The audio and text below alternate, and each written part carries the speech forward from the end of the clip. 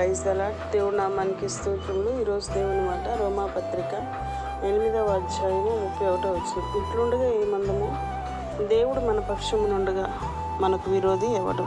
ఆమేన్. ప్రార్థన.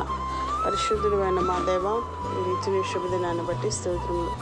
ఈ ఉదయకాలం మీరు మీ వాక్యంతో మమ్మల్ని ధైర్యపరుస్తున్నందుకు వందనాలు దేవా. ఇదిగో నా ప్రభా, ఈ భూలోకంలో నాయన అయా మనుషులు మాకు విరోధులు కాదు కానీ ప్రభువా, అయా దుష్టుడు వేసేటువంటి అనేకమైన తంత్రముల వలన అయా ఎన్నో శోధనలు వేదనలు కలుగుతాయి. అయితే మీరు మా పక్షా నుండి నాయన ప్రతి విధమైన సాతాను తంత్రం నుండి విడిపించి మమ్మల్ని మీ కృపలో భద్రపరుస్తున్నందుకై స్తోత్రములు తండ్రి.